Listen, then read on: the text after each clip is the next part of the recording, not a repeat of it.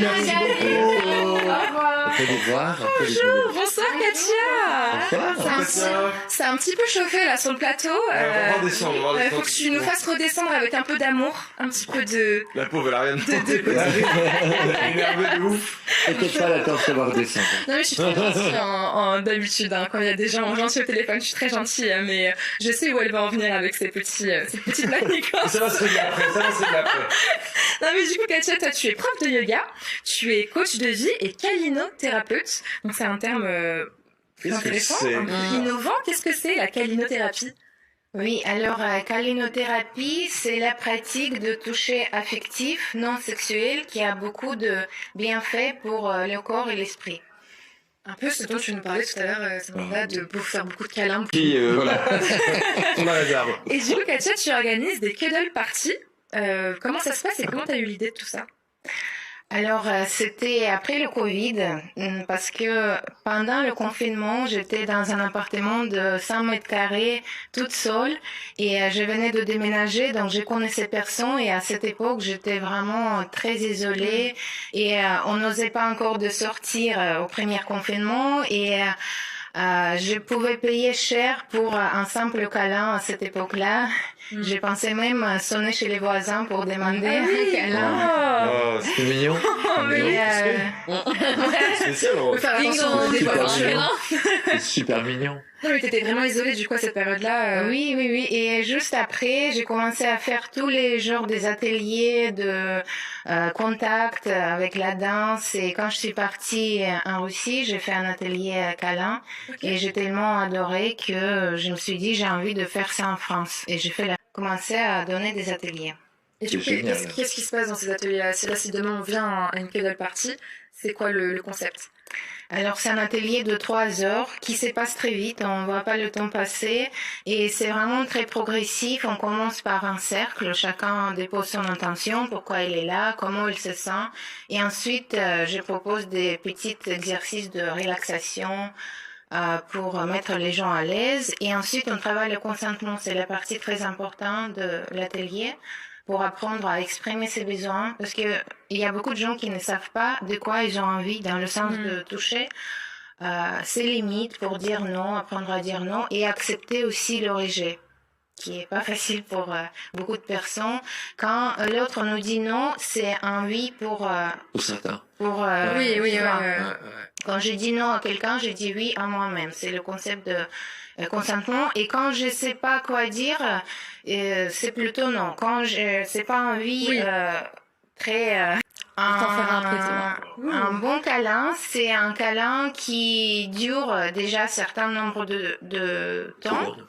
Parce que dans la vie de tous les jours, on fait des câlins très courts, 3 secondes, pas plus, et il est conseillé de faire un câlin de 20 secondes minimum. Ah oui. Et d'être bien présent dans le corps, bien respirer, bien ancré.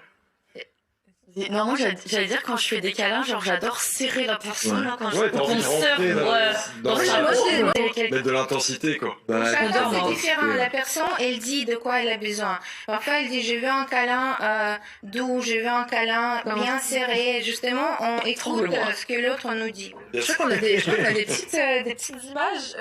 Ah oui, des ateliers. Ah mais c'est ma voisine. C'est quoi? Ta voisine? Alors on va regarder la voisine de Chloé en vidéo du coup. C'est vrai? Je suis très contente de vous accueillir ici à l'atelier câlin, au Cuddle Party en anglais. Salut, est-ce que tu voudrais que je te fasse un massage de la nuque? À la base, je suis pas du tout tactile. J'ai pas beaucoup reçu du côté maternel, on va dire. Des ateliers comme ça m'aident à me surpasser, à aller au-delà de mes limites.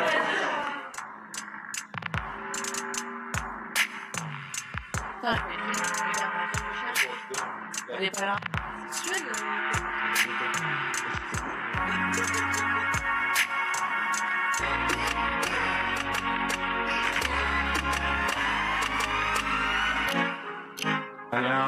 Les câlins, les massages procurent au corps, c'est-à-dire ça génère un bien-être.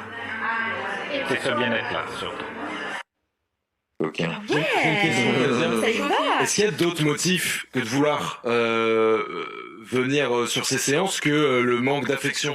Est-ce qu'il y a d'autres motifs que Oui, ça? la dame là qui disait que c'est parce qu'elle est pas tactile, elle veut aller au-dessus de ça, je trouve ça super intéressant.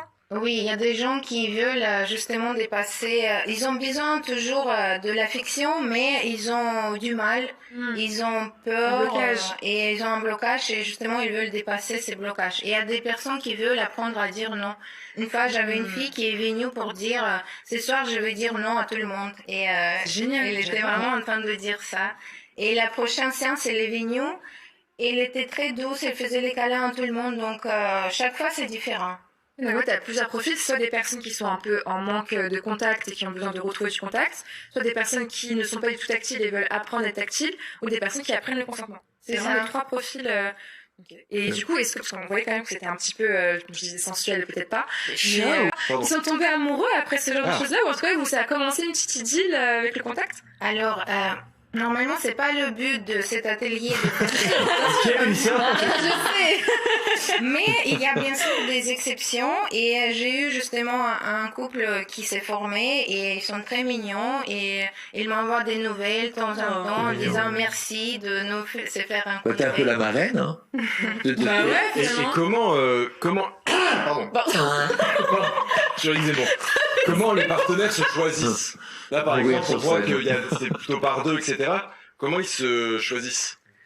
Alors, Oui, il y a plusieurs changements. Donc, je bon, choisis un collectif et franchement, il y a des hormones qui se provoquent Oui, c'est ça. pendant cette pratique, notamment ocytocine, sérotonine, dopamine et Ok. ocytocine, c'est l'hormone de l'attachement.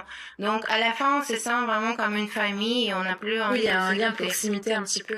Oui. Et donc, tu parlais beaucoup de consentement. Est-ce qu'il y a des règles, du coup, à suivre Oui. dans ces ateliers-là? Oui, que c'est un câlin affectif platonique, qu'il n'y a pas de nudité, il n'y a pas de sexualité, on ne touche pas les parties intimes, la zone de maillot, et on respecte le consentement. C'est la personne d'avoir besoin de venir à l'atelier, mais justement, je pense que ça peut guérir les dépendances affectives de personnes en particulier, parce que D'accord. souvent, on reçoit les câlins que dans le cadre de l'intimité du couple.